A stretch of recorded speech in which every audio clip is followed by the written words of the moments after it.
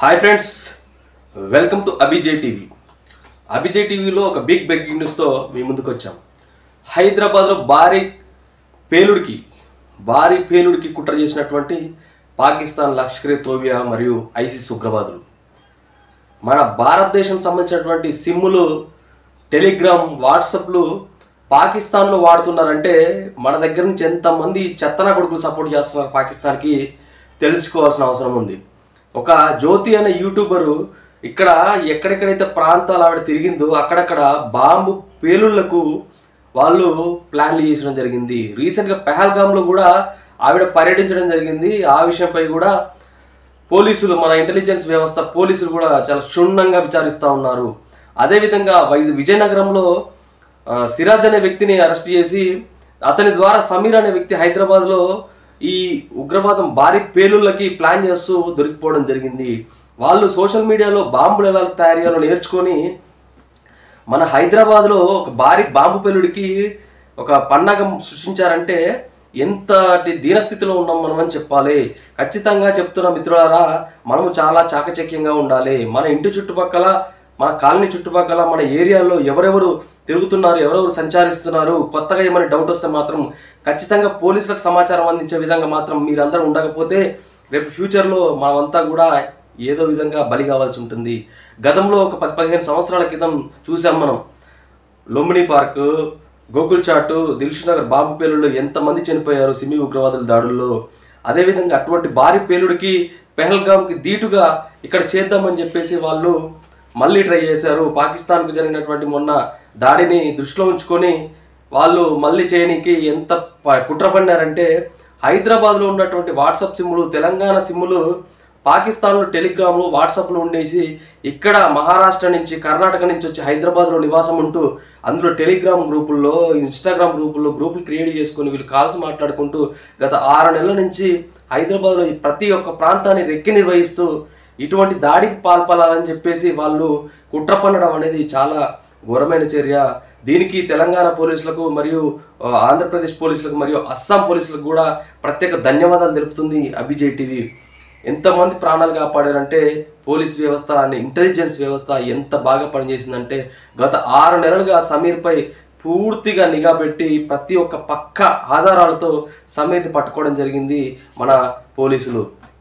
Indian police వ్యవస్థ, Indian army వ్యవస్థ ఎంత గట్టిగా పనిచేస్తున్నాయి అంటే ప్రస్తుతానికి ప్రపంచంలో ఏ దేశంలో కూడా పనిచేయనంత చాలా బాగా పనిచేస్తూ ఉన్నాయి. మీరు సమాజంలో దేనికి పనికిరాకపోయినా సరే పర్లేదు, కానీ ఏందిరా భయ్ నాకు అర్థం కాదు, పాకిస్తాన్కి మద్దతు తెలపడం ఏంది, ఉగ్రవాదానికి మద్దతు తెలపడం ఏంది, మన కేంద్ర ప్రభుత్వం, మన రాష్ట్ర ప్రభుత్వం మీకు ఏదో విధంగా లోన్లు ఇస్తూనే ఉన్నాయి, ఏదో ఒక పని చేసుకొని బతకండరా అని చెప్పేసి ఒక ఈజీ మనీకి అలవాటు పడి ఉగ్రవాదానికి, మావోయిస్టుకి, అటువంటి ప్రాంతాలకు మీరు కంప్లీట్గా యువతని అటు దారి మళ్లించేసి గంజాయి ఏంటిది ఈ వ్యవస్థ, ఎక్కడ పోతుంది ఈ వ్యవస్థ, ఎందుకు ఇలా తయారవుతున్నారు మీరు? దేశం మీద ప్రేమ ఉండి కూడా దేశానికి వ్యతిరేకంగా ఎందుకు పనిచేయాలనుకుంటున్నారు? డబ్బుల కోసం దేశాన్ని ఏదైనా చేస్తారా? రేపు ఫ్యూచర్లో మీ పిల్లలు, మీ వాళ్ళ పిల్లలు, ఫ్యూచర్ వాళ్ళ పిల్లలు ఎక్కడ పోతారని ఆలోచించే నైతికత కూడా లేకపోతే ఎట్లా బతుకుతారు భారతదేశంలో అని చెప్పేసి నేను అందరిని అడుగుతున్నా. ఖచ్చితంగా చెప్తున్నా, ఇటువంటి చర్యలు చేసే నా కొడుకులని తోళ్ళు తీసి కిందకి వేడి తీసి నడి రోడ్డులో బహిరంగ ఉరిదీయాలి. అట్లాంటి బహిరంగంగా ఉరిదీసినప్పుడే ఎవడు కూడా చెయ్యడానికి ధైర్యం చెప్పారని చెప్పేసి అభిజయ్ టీవీ తరఫున తెలియజేస్తున్నా. ఏంది అది? ఒక పాకిస్తాన్ ఉన్నటువంటి, పాకిస్తాన్ అంటేనే మన శత్రు దేశం.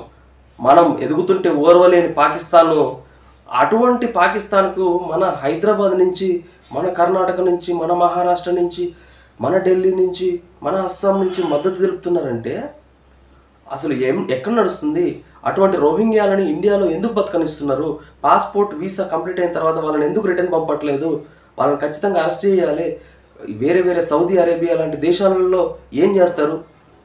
1 మినిట్ లేట్ అయినా, ఒక రోజు లేట్ అయినా తీసుకుపోయి బొక్కలో నొక్కి కొట్టి మరి పంపిస్తారు. లేదంటే రిటర్న్ వాళ్ళంతా వాళ్ళే పంపించేస్తారు. వీళ్ళు ఎక్కడికి వచ్చి ఏదో పని చేసుకుంటున్నట్టుగా బిల్డప్ ఇస్తూ, పండ్లు అమ్ముకుంటూ, కూరగాయలు అమ్ముకుంటూ, ఏదో అమ్ముకుంటూ బిల్డప్ ఇస్తూ ఇక్కడ దేశంపై కుట్ర చేస్తూ ఉంటే మేము అందరం కూర్చోవాలా? ఇప్పుడు భారతదేశ యువత ఒకలా లేదు, ఒకప్పటిలా లేదు, ఫైరింగ్ మీద ఉంది చెప్తున్నా. ఖచ్చితంగా పని చేస్తున్నారు ప్రతి ఒక్కరు. దీన్ని చెడగొట్టడానికి చాలామంది ట్రై చేస్తున్నారు. ఇప్పుడు ఈ యువకులకి, ఈ ఆరుగురు ఇన్స్టాగ్రామ్లో గ్రూపులు చేసుకొని, వాట్సాప్లో గ్రూపులు చేసుకొని, టెలిగ్రామ్లో గ్రూపులు చేసుకొని మాట్లాడుతున్న యువతకి ఎవరు నిధులు సమకూరుస్తున్నారు? తెలంగాణలో ఉన్నటువంటి ఈ ప్రాంతంని, హైదరాబాద్ని అభివృద్ధి చెందుతుంటే పేల్చడానికి ఎందుకు ప్రయత్నిస్తున్నారు? దీనికి వారికి ఎవరైతే వాళ్ళకి ప్లేస్ ఇచ్చారో, హైదరాబాద్లో ఉండడానికి సమకూర్చారో వాళ్ళు సమాధానం చెప్పాలి. ఎవరిచ్చారు? ఉగ్రవాదులకి స్థావరంగా ఎందుకు మారుతూ ఉంది హైదరాబాద్? ఖచ్చితంగా దీనిపై ప్రత్యేక చర్యలు తీసుకోవాలి తెలంగాణ రాష్ట్ర ప్రభుత్వం మరియు భారతదేశ ప్రభుత్వం. ఎందుకు హైదరాబాద్ మీద టార్గెట్ చేస్తూ ఉన్నారు జనాలు? ఈజీ టార్గెట్ ఎందుకు అవుతా ఉంది హైదరాబాద్లో భారీ పేర్లు ఉంటే కొన్ని లక్షల మంది నివసిస్తూ ఉంటారు హైదరాబాద్లో. సెలవు దినాలు అసలే ఎక్కడెక్కడో తిరుగుతూ ఉంటారు అందరూ. వీళ్ళు వచ్చేసి ఏమైనా చేస్తే అమాయకమైన ప్రజలు ఎంత బారిన పడతారు? ఒక్కరు ఇద్దరు మీ యొక్క స్వార్థాల కోసం పాకిస్తాన్కు మద్దతు తెలుపుతున్న లుచ్చనా కొడకల్లారా, తెలుసుకోండిరా. ఇండియా అంటే అమ్మ, భారత్ అంటే అమ్మ మీద ప్రేమ ఉండాలిరా. ఎందుకు పుట్టారా ఇది భూమి మీద? మీరు భూమికి భారం రా. పాకిస్తాన్ నా కొడకల్లారా, పాకిస్తాన్కి మద్దతు తెలిపిన ప్రతి నా కొడుకు ఇండియాలో ఉండడానికి అసలు అర్హత లేదు మీకు. నా దేశం నుంచి ఇమీడియట్గా వెళ్ళిపోవాల్సిందిగా నేను చెప్తా ఉన్నా. ఎందుకంటే నా దేశం మాతృభూమి. ప్రపంచంలో ఎవరికైనా సహాయం చేసే గుణం ఎవరికైనా ఉందంటే ప్రపంచంలో అది భారతదేశానికి మాత్రమే ఉంది. కరోనా సమయంలో ఎంతటి క్లిష్ట పరిస్థితుల్లో ఉన్న కోవిడ్ వ్యాక్సిన్స్ని ఎక్కడికైనా ప్రపంచం మొత్తం సర్వ్ చేసినటువంటి ఏకైక దేశం ఏదైనా ఉందంటే అది నా భారతదేశం. వెస్టిండీస్ కంట్రీలో అయితే, ఆఫ్రికా కంట్రీలో అయితే ఫ్రీగా సర్వీస్ చేసినటువంటి దేశం నా దేశం. నా దేశం మీద కుట్రలు చేస్తూ ఉంటే మేమందరం కాళ్ళు చేతులు కట్టుకొని కూర్చోవాలా? చెప్పండి. భారతదేశ యువత రెడీగా ఉంది. Any time we want to fight for them country. మేము దేశం కోసం ఎనీ టైం ఎప్పుడు యుద్ధం చేయడానికైనా సిద్ధంగా ఉన్నాం. దేశం కోసం మేము మా యొక్క ఇంపార్టెన్స్ ఎంత ఇవ్వాలో అంతా దేశానికి సపోర్ట్ చేయడానికి మేము రెడీగా ఉన్నాం. ఖచ్చితంగా చెప్తున్నా, పాకిస్తాన్ నా కొడకల్లారా, పాకిస్తాన్కి మద్దతు తెలిపే నా కొడకల్లారా, వెళ్ళిపోండిరా నా దేశం నుండి ఇమీడియట్గా. దొరికితే బట్టలు ఉడదీసి రోడ్డు మీద బహిరంగంగా ఉరిదీయాలి నా కొడుకులని. బహిరంగంగా ఉడదీసిన నాడే దేశంలో ఎవడైనా మళ్ళీ ఇట్లా మద్దతు తెలపాలంటే సిగ్గు వస్తుంది, ఒక్కొక్కడికి బుద్ధి వస్తుంది బహిరంగంగా తీస్తే. సమీర్, సిరాజ్ అనే యువకులు ఇట్లా చేశారంటే, 6 నెలల నుంచి నిఘా పెట్టి పేల్స్తున్నారంటే కనీసం మానవత్వం లేని నా కొడుకులు అని చెప్పి తెలియజేస్తున్నా. ఒక YouTuber, social media influencer YouTuber కూడా ఇక్కడ యాత్రలు చేస్తూ, అంటే మొత్తం టూరింగ్ ట్రావెలింగ్ యూట్యూబర్ చేస్తూ ఇక్కడ ఉన్న ప్లేస్ని ఎక్స్ప్లోర్ చేస్తున్నట్టుగా నటిస్తూ ఇక్కడ ఉన్నటువంటి ఇన్ఫర్మేషన్ అంతా అక్కడికి పాస్ చేస్తూ పేలుళ్లకు సహకరించింది. రీసెంట్గా పెహల్గాం దాడిలో కూడా ఆమె ఎంతవరకు హస్తం ఉందని చెప్పేసి కూడా విచారణ జరుగుతూ ఉంది. విచారణ జరిగిన తర్వాత ఖచ్చితంగా వీళ్ళందరినీ కూడా బహిరంగంగా నడి రోడ్డు మీద ఉరిదీయాలని చెప్పేసి నేను తెలియజేస్తున్నా మిత్రులారా. భారత్ మాతాకి జై. జై హింద్, జై భారత్.